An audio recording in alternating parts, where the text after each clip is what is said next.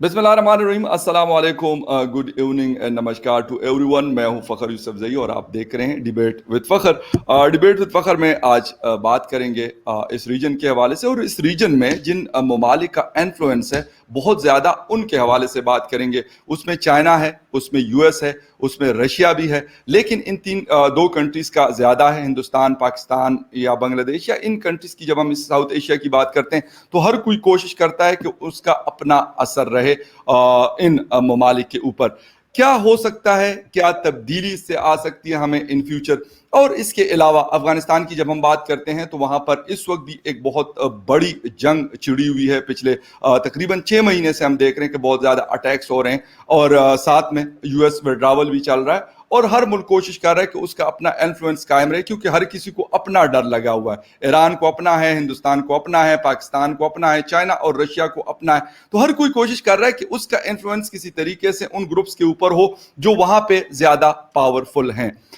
एक हिंदुस्तान टाइम की एक रिपोर्ट भी आप लोगों के साथ शेयर करेंगे कि इंडियन गवर्नमेंट और अफगान तालिबान की कोई बातचीत हुई या कोई राब्ता हुआ, इसमें क्या हकीकत, क्या सच्चाई है। इन सारी चीज़ों के ऊपर बात करने के लिए आज हमें ज्वाइन कर रहे हैं कर्नल दानवीर सिंह साहब। बहुत शुक्रिया सर। डिफेंस एनालिस्ट है, आप सब लोग जानते हैं उनको। अपना टीवी शो भी करते हैं, इसके अलावा यूट्यूब पे भी आप अपना यूट्यूब भी चलाते हैं, और इसके साथ साथ आप हमारे जैसे जो यूट्यूबर हैं उनके चैनल्स पे भी आप इनको देखते हैं। Thank you very much sir for joining the show. Start करेंगे अफगानिस्तान के हवाले से। अफगानिस्तान में मसला तो 40-50 सालों से है, लेकिन इस वक्त जब हम देखते हैं पिछले 6 महीने साल से, तो हालात बहुत ज्यादा खराब हैं। हर कोई अपनी कोशिश कर रहा है, यकीनन हिंदुस्तान भी करेगा, उनके ऊपर भी उसका असर हो सकता है। पाकिस्तान डायरेक्टली उससे मुतासिर है। क्या नजर आ रहा है, जो बातचीत की खबर आई है हिंदुस्तान टाइम की एक रिपोर्ट में, कि हिंदुस्तान ने राब्ता किया है कतर ऑफिस के जरिए अफगान तालिबान से। देखिए, बहुत ही प्रैक्टिकल कदम उठाया है हिंदुस्तान ने। और तालिबान की तरफ से भी ये बहुत प्रैक्टिकल कदम है, क्योंकि तालिबान 0.2 जिसका काबुल पर काबिज होना ऑलमोस्ट तय है। It is matter of time, चाहे वो डायरेक्टली काबिज हो या कुछ आगे चल के कोई अरेंजमेंट हो गवर्नमेंट, काबुल की गवर्नमेंट के साथ में। बहरहाल जो भी कुछ हो, तो इसमें कोई डाउट नहीं है कि इक्तदार में तालिबान ही होंगे। वहां पर हुकूमत की बागडोर तालिबान ही पकड़ेंगे। अब तालिबान 2001 से पहले वाले तालिबान बनना भी नहीं चाहते, और वो है भी नहीं। वो बहुत मैच्योर हो गए हैं, उनकी फॉरेन पॉलिसी और हैंडलिंग बड़ी मैच्योर हो गई है, और उसने अपने आप को इवॉल्व कर लिया है। अब इंडिया का जो इन्वॉल्वमेंट है अफगानिस्तान में, खैर पाकिस्तान तो अलग से बात करता है कि इंडिया वहां पे पाकिस्तान की तरफ दहशतगर्दी कर रहा है अफगानिस्तान में घुस के। लेकिन ऐसा नहीं है, क्योंकि पूरी दुनिया इस चीज को मानने से इनकार करती है। हकीकत यह है कि हिंदुस्तान जो है अपनी सॉफ्ट पावर के जरिए वहां पर अफगानिस्तान में अपना इन्फ्लुएंस बढ़ा रही है। सॉफ्ट पावर बोले तो वहां पर इंफ्रास्ट्रक्चर डेवलपमेंट है, वहां पे कल्चरल एक्सचेंज है, और वहां की फौज को ट्रेनिंग भी दे रही है। तो ट्रेनिंग अफगानिस्तान में जाके नहीं दे रही, उनके जो अधिकारी हैं या जो उनके जो ऑफिसर्स हैं वो इंडिया में आके ट्रेनिंग हासिल करते हैं। तो इस तरीके का अरेंजमेंट हमारा अफगानिस्तान के साथ है।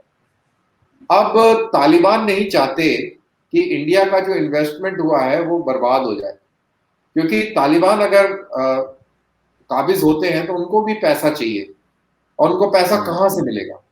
पैसा हिंदुस्तान जैसे मुल्कों से मिलेगा, वेस्टर्न कंट्रीज से मिलेगा, चाइना से मिलेगा।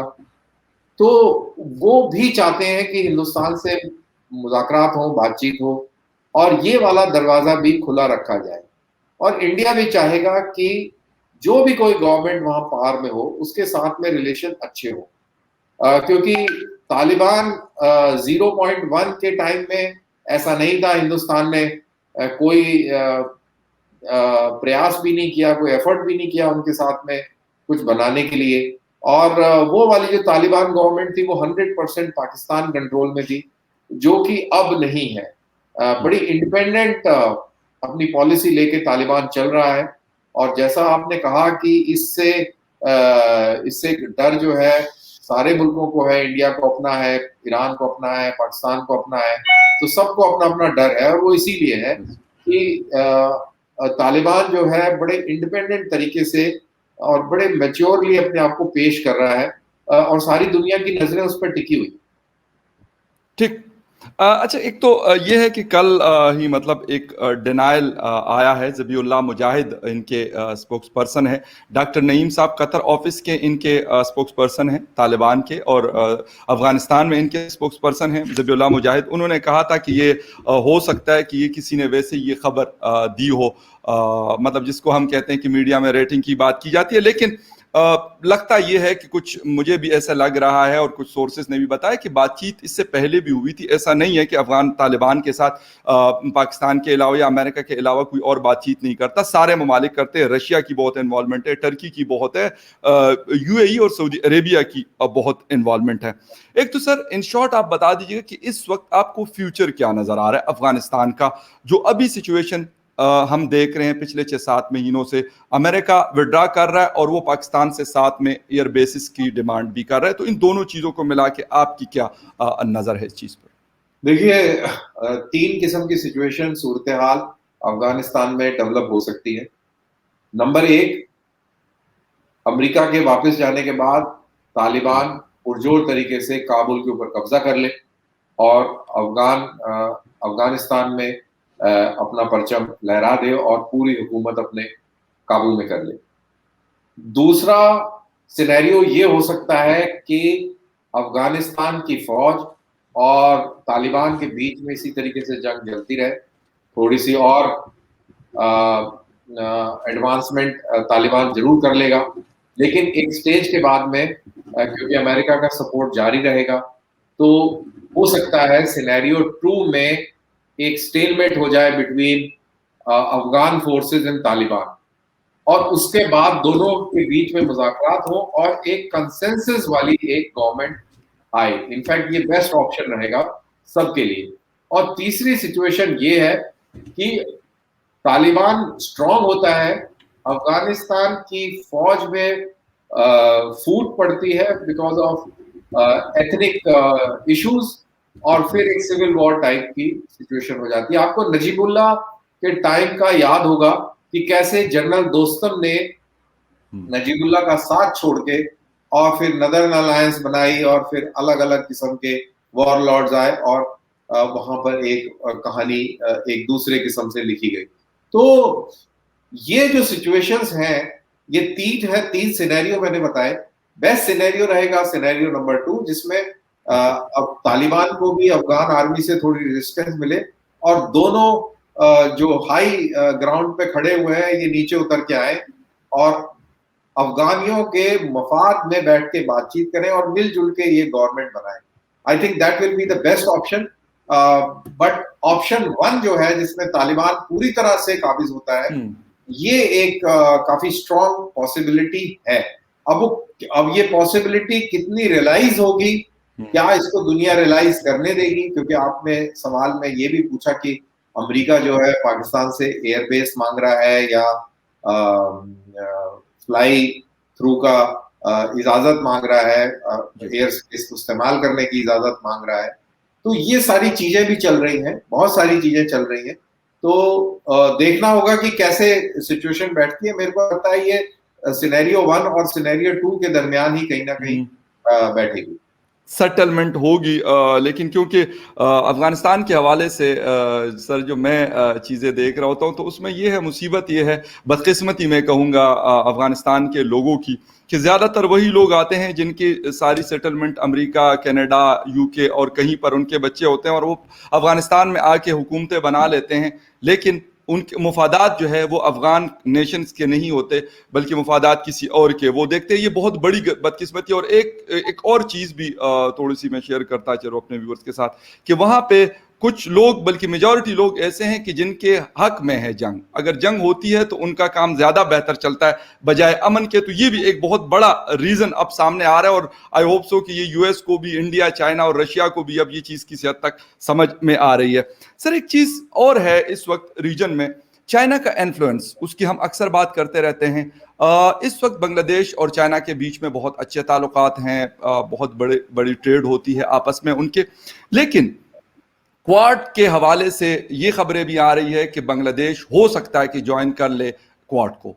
तो चाइना को ये चीज बुरी लगी है और उनके जो एम्बेसडर है, बाकायदा जो ली जेमिंग है, उन्होंने स्टेटमेंट दी है ढाका में बैठकर कि इस तरह की चीज हमें सूट नहीं करती या हमें पसंद नहीं है। क्या देखते हैं बांग्लादेश वर्सेस चाइना, या फिर चाइना का इन्फ्लुएंस पाकिस्तान बांग्लादेश जैसे ममालिक के ऊपर और उसका टक्कर जो है वो इंडिया के साथ? देखिए, बांग्लादेश ने मालदीव्स का एक एग्जाम्पल देखा है और श्रीलंका का एक एग्जाम्पल देखा है। बांग्लादेश अब नेपाल के अंदर भी देख रहा है कि कैसे इंटरनल पॉलिटिक्स में चाइना इन्वॉल्व हो गया है। तो ट्रेड एक अपनी जगह पे है और खुद मुख्तियारी और वो एक अलग चीज है। जैसा कि श्रीलंकन गवर्नमेंट ने कई सारे इलाकों की खुद मुख्तियारी खो दी क्योंकि इतना ज्यादा लोन था, वो लोन वापस नहीं कर पाए। तो उन्होंने, चाइनीज ने उस इलाके के ऊपर जितना भी इलाके में उसने डेवलपमेंट किया है, उसने उसके ऊपर अपनी खुद मुख्तारी जो है जमा दी है। बोला कि अब हम इसमें जो भी करना चाहेंगे हम करेंगे और इससे जो प्रॉफिट होगा उससे आपका लोन जो है सेटल करेंगे। तो एज अ रिजल्ट क्या होता है कि जो सोवरेन कंट्री है, जो प्राउड नेशन है, वो इसको एक्सेप्ट नहीं करेगा। लेकिन क्योंकि आप इतने कर्जे के अंदर दब चुके होते हैं कि आपके पास कोई ऑप्शन नहीं, और चाइना के पास पैसा भी है और मिलिट्री पावर भी है, आप उससे पंगा भी नहीं ले सकते। तो ये चीज बांग्लादेश को बहुत अच्छी तरह समझ में आ रही है। बांग्लादेश ने बड़े क्लोजली, करीबी तौर पे, जैसा मैंने बताया, मालदीव्स, नेपाल और श्रीलंका को देखा। ये सारे सार्क मुल्क हैं और पाकिस्तान उसी लाइन पे चला हुआ है। तो बांग्लादेश इस चीज में रिस्क नहीं करेगा और बांग्लादेश का जो पूरा एक्सपोर्ट होता है, जो उसकी जो गारमेंट इंडस्ट्री है, जो उसकी इकोनॉमिक्स जो पूरी सेटल्ड है, वो वेस्ट डिपेंडेंट है। और वो नहीं चाहेगा कि इस पूरे कैलकुलस में वो चाइनीज के साथ इतना ज्यादा मिल जाए कि वो इंडिया को भी अपना दुश्मन बना ले और वेस्ट को भी अपना दुश्मन बना ले। वो चाहेगा कि बड़ी बड़ी डेमोक्रेसीज के साथ वो चले, क्योंकि बांग्लादेश एक डेमोक्रेटिक, इस्टेब्लिश्ड डेमोक्रेटिक कंट्री है। वहां पे लिटरेसी रेट, सार्क कंट्रीज की अगर बात करें तो विमेन लिटरेसी रेट 92% है। वहां पे जो जीडीपी है वो इंडिया को क्रॉस कर चुकी है। वहां पे पूरा जो डायमेंशन है, जो पूरा जो पर्सपेक्टिव है, वो चेंज होते चले जा रहा है। तो वो इस ग्रोथ को बर्बाद नहीं होने देगा बिकॉज ऑफ पॉलिटिक्स। उसको इंडिया की भी सपोर्ट चाहिए, उसको अमेरिका की चाहिए, उसको बाकी वेस्टर्न ममालिक की चाहिए।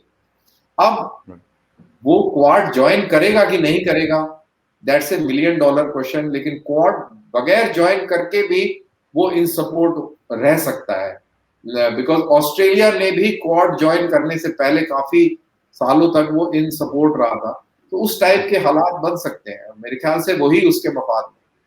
ठीक। अच्छा, उनके जो फॉरेन मिनिस्टर है AK अब्दुल मोमिन, उन्होंने अपना जो रद्द अमल दिया इसके हवाले से, उन्होंने यही बात की जो आप कह रहे हैं कि हम एक सॉवरेन मुल्क हैं, हम अपनी पॉलिसी खुद बनाते हैं, हम किसी की मतलब खुश करने के लिए, नाराज करने के लिए अपनी पॉलिसीज नहीं बनाते। और बहुत अच्छी मुझे ये बात लगी। उन्होंने कहा कि हमारे ताल्लुकात हिंदुस्तान के साथ भी बहुत अच्छे हैं, अमेरिका के साथ भी बहुत अच्छे हैं, बल्कि मजीद बेहतर हो रहे हैं। और इसके साथ साथ यकीनन चाइना भी एक ऐसा मुल्क है जिसको आप इग्नोर नहीं कर सकते। लेकिन कल साहब, एक चीज जो मुझे नजर आ रही है, जो फर्क हमें नजर आता है अमेरिका और चाइना के बीच में, अमेरिका किसी किसी जगह जाके पैसा लगाता है, चाइना मेरे ख्याल में कोई जगह ऐसी नहीं होती कि जहां पे चाइना पैसे नहीं लगाता। मतलब बजाय इसके कि वो देखे कि यार यहाँ पे सिक्योरिटी रिस्क कितने हैं, ये कितना है, ये कितना है, वो वेस्ट अफ्रीका हो, वहां पे मतलब जैसे कि सिविल वॉर्स चल रही होती है, लेकिन चाइना वहां पे भी जाके पैसा फेंकता है। अमेरिका ये चीज नहीं करता। तो ये आपको फर्क नजर नहीं आ रहा कि चाइना ज्यादा इन्फ्लुएंस करता है दुनिया को? बहुत बड़ा फर्क है। अमेरिकन जो है बिजनेस कर रहे हैं और चाइनीज जियो इकोनॉमिक्स कर रहे हैं। वो इकोनॉमिक्स के जरिए, पैसे के जरिए जियो पॉलिटिक्स खेल रहे हैं। जैसा कि मैंने आपको बताया कि वो पैसा इतना ज्यादा दे देते हैं और उस पर इतना बड़ा लोन हो जाता है, जब वो मुल्क वो लोन अदा नहीं कर सकता है, तो फिर उसके टर्म्स एंड कंडीशन कि भाई मैंने आपके ऊपर इतना पैसा लगाया है, ये वाला जो जमीन है ये पूरे इस पे चाइना का झंडा लगेगा और हमारी पॉलिसी चलेगी और हम इसके ऊपर बिजनेस अपने तरीके से करेंगे, आपके तरीके से नहीं करेंगे और हम इससे पैसा बनाएंगे। तो रिजल्ट क्या होता है कि जब ऐसी चीज हो जाती है तो वो समझ लो कि एक तरीके से चाइना का बेस हो गया। अब आपको समझाने के लिए मैं आपको एग्जांपल देता हूँ। आपने गवादर के अंदर चाइनीज पैसा लगा दिया, अब आप आगे चल के अगर वो पैसा वापस नहीं कर सकते हैं तो वो आपको बोलेगा कि अब आप साइड में हट जाएं, ये पूरा गवादर पोर्ट पे बिजनेस क्या करना है वो मैं करूंगा और यहाँ पे पाकिस्तान का झंडा नहीं लगेगा, यहाँ चाइना का झंडा लगेगा और जब आपके पैसे पूरे हो जाएंगे तब हम आपको ये पोर्ट दे देंगे। अब वो पैसे पूरे होने में 50 साल भी लग सकते हैं, 100 साल भी लग सकते हैं। बेहतरीन एग्जाम्पल आपके पास में चाइना का श्रीलंका का हम्बन टोटा पोर्ट है। इतना ज्यादा पैसा है कि इंडिया के पास आए थे कि आप हमारी मदद कर दें, आप हमें पैसा दें जिससे कि हम उनके पैसे वापस कर दें। तो हमारे पास इतने पैसे नहीं थे कि हम इतने वापस कर दें और अब चाइनीज वहां पर बैठे हुए हैं। तो ये वाली सिचुएशन है। तो वो इस तरीके से गेम खेल रहा है। वो पैसे ऐसे नहीं फेंक रहा हवा में कि मिट्टी में डाल रहा है ना, उसके दिमाग में एक बड़ा प्लान है। तो ये बड़े प्लान के हिसाब से चल रहा है काम। बिल्कुल। आपने गवादर पोर्ट की बात की तो वहाँ पे जो पूरा प्रोसेसिंग जोन है, मुझे एक दो दफ़ा जाने का खैर इत्तेफाक हुआ। वहाँ पे मैंने एक शो भी किया था अपने टीवी चैनल के लिए। तो वहाँ पे ऑलरेडी जो है वो चाइना का फ्लैग लगा हुआ है। मैंने मतलब उसको जब देखा, पहला विजिट मेरा था आज से तकरीबन 2 साल पहले। तो वहाँ पे जैसे ही मतलब जिस होटल में मेरा स्टे था तो वो बिल्कुल हाइट पे है, तो उससे नीचे पोर्ट नजर आ रहा है। लेकिन ये कि जब मैंने 2-3 विजिट्स किए तो वहाँ पे पूरा उसका एक पूरा सिस्टम है और मतलब मोस्टली लोग उनके ही हैं, पाकिस्तान के हैं लोग उनके साथ। लेकिन ये कि मोस्टली मैंने चाइनीज को ही वहाँ पर गवादर पोर्ट के अंदर की मैं बात कर रहा हूँ वहाँ पर, या फिर जिस होटल में एक ही 5 स्टार है वहां पर, तो उसके अंदर जो रहने वाले भी होते हैं आपको ज्यादातर चाइनीज ही नजर आएंगे। अच्छा कर्नल साहब, एक आखिरी सवाल है। अमेरिका इस वक्त कोशिश कर रहा है कि चाइना को दबाया जाए।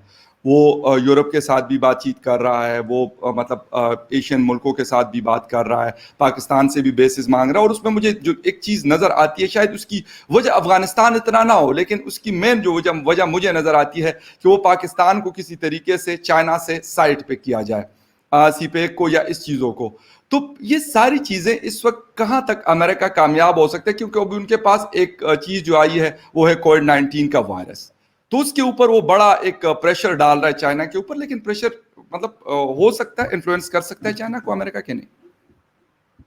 देखिए, अमेरिका और पूरे यूरोपियन कंट्रीज का भी फोकस हो गया है साउथ चाइना सी के ऊपर जी। और अगर पाकिस्तान की वहां पे अहमियत होती तो अभी तक अमेरिका पाकिस्तान में बैठा होता और चाइनीज को किसी भी हालत में अंदर घुसने नहीं देता जी। जियो स्ट्रेटेजिक इंपॉर्टेंस पाकिस्तान की सिर्फ विज़ावी अफगानिस्तान है और वो भी लिमिटेड रूप में है, तो इसलिए अमेरिका का कोई ज्यादा इंटरेस्ट नहीं है। अब पाकिस्तान का इंटरेस्ट है। पाकिस्तान खुद नहीं चाहता कि वो सारे जो अपने पत्ते हैं वो चाइना पे लगा दे, क्योंकि पाकिस्तान भी समझता है कि चाइना के साथ गेम खेलना कितना खतरनाक है जी। ये पाकिस्तान को बखूबी मालूम है। पाकिस्तान खुद नहीं चाहता, तो पाकिस्तान ऑल्टरनेट अमेरिका में ढूंढ रहा है। अब जब पाकिस्तान से जब बेस मांगा जा रहा है तो पाकिस्तान की फौज बेस देने को तैयार है, इमरान खान बेस देने को तैयार नहीं है। इमरान खान ने पब्लिक पोस्टरिंग भी कर दी और एक इमोशनल कॉर्ड भी स्ट्राइक किया है। पाकिस्तान के अवाम नहीं चाहते कि अमेरिका को बेस दिया जाए, खास तौर से पख्तून, उनका एक पख्तून सेंटिमेंट इन्वॉल्व है।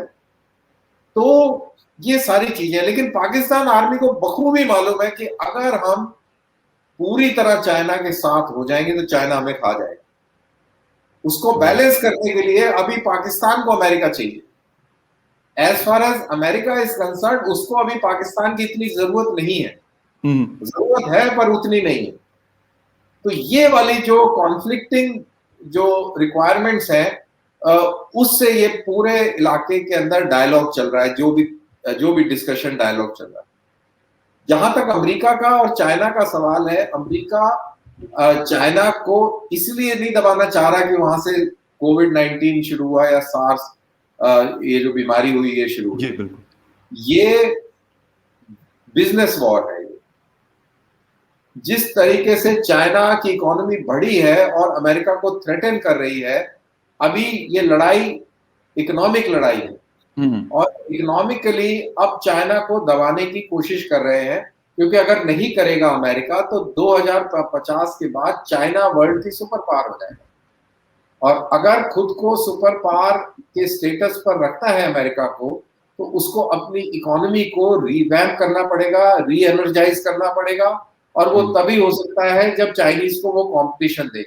अब कंपटीशन वो इसलिए नहीं दे पा रहा क्योंकि वहां पर चीप लेबर है, और जहां पे चीज सस्ती बनेगी बिजनेस उधर जाएगा।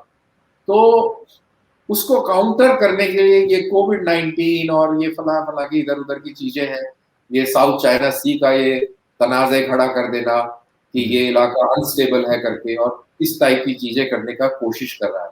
बट द ठीक। अंडरलाइन फैक्ट इज कि ये इकोनॉमिक्स की लड़ाई है और सुपर पावर स्टेटस की लड़ाई।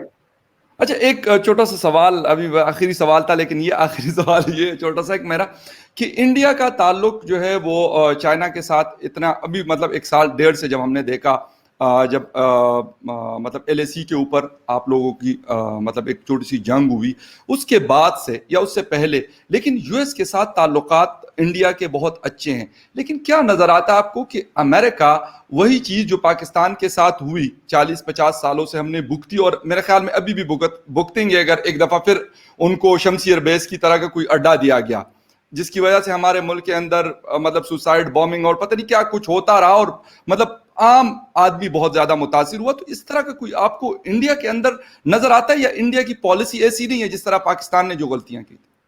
नहीं, इंडिया में ऐसा नहीं होगा, क्योंकि इंडिया अमेरिका को अंदर घुसने नहीं देगा। उसकी यारी दोस्ती दरवाजे तक रहेगी, यारी दोस्ती अच्छी रहेगी, लेकिन ड्राइंग रूम और बेडरूम में नहीं घुसाएगा। ठीक। और क्योंकि वो इकोनॉमिकली डिपेंडेंट नहीं है, और चाइना के साथ भी ये इतनी ज्यादा देर चलेगी नहीं, क्योंकि चाइना भी नहीं चाहेगा, जब ये इकोनॉमिक वॉर चलेगी तो इंडिया को इग्नोर चाइना भी नहीं कर पाएगा। चाइना भी चाहेगा कि इंडिया के साथ में इकोनॉमिक टाइज हो, और इंडिया भी चाहेगा कि चाइना के साथ में इकोनॉमिक टाइज हो। चाइना और इंडिया आपस में इस जंगी हालात में ज्यादा देर तक चलेंगे नहीं, रहेंगे नहीं। ये दोनों के इंटरेस्ट में नहीं। और अमेरिका को भी ये मालूम है, अमेरिका चाहे कितना भी अच्छा दोस्त बन जाए, वो अंदर आके और आर्म ट्विस्टिंग नहीं कर पाएगा, क्योंकि हम उसको करने नहीं देंगे। और उसका मेन कारण है कि हमारे कंट्री की खुद की पोटेंशियल है और खुद की इंडिपेंडेंट थिंकिंग है, स्ट्रेटेजिक थिंकिंग है। तो हम अपने आप को इस सिचुएशन से बड़े आसानी से निकल जाएंगे, और निकल के आ जाएंगे, हम उसको मैनेज कर लेंगे, क्योंकि हमने भी अमेरिका की कारकर्दगी देखी है। पाकिस्तान एक बेस्ट एग्जांपल है, उसके अलावा ऐसे बहुत सारे मुल्क और भी होंगे जहां पर अमेरिका ने इस तरीके की कारकर्दगी करी, और जब उसका वफाद पूरा हुआ उसने अपना हाथ खींच लिया। I think Philippines is also one of the examples. So ऐसे एग्जांपल्स हैं। So India will be very cautious, and India is cautious. India is not blind to these facts. बहुत शुक्रिया। बिल्कुल, अमेरिका की हिस्ट्री यही रही है। वो अफगानिस्तान के हवाले से वो 20 साल हमने देखा, वहाँ पर उन्होंने हर चीज़ इस्तेमाल की, लेकिन अगर एक चीज़ नहीं हुई तो वहाँ पे वो अमन नहीं लेके आ सके, जो एक बहुत अफसोसनाक है उन लोगों के लिए जो बेचारे ये आस लगा कर बैठे हुए थे कि शायद हालात बेहतर हो जाएंगे। और पाकिस्तान मेरे ख्याल में एक बहुत बड़ा एग्जाम्पल है for all over the world, सारी दुनिया के लिए एग्जाम्पल है कि पाकिस्तान ने जो गलतियाँ की थी अमेरिका के हवाले से या किसी भी मुल्क के साथ अगर आपके ताल्लुकात होते हैं, तो उसका ये मतलब नहीं है कि आप उसको पूरी तरह, जिसे कहते हैं ना कि वो ऊंट ने अगर मुंह अंदर कर लिया टेंट के तो आप पूरे ऊंट को अंदर घुसा दे, वो बिल्कुल नहीं करना होता। और उसकी वजह से ही मेरे ख्याल में हम आज नुकसान हमने उठाया, और अभी ये चीज़ ख़त्म नहीं हुई, एंड नहीं हुआ इसका, अभी आगे भी इसके नुकसानात हमें जो है वो बर्दाश्त करते हैं। Thank you very much colonel साहब शो में आने के लिए, और बहुत शुक्रिया व्यूअर्स, आपने डिबेट विद फ़खर को देखा। आपके साथ किसी और डिबेट में मुलाकात होती है। Take care and bye.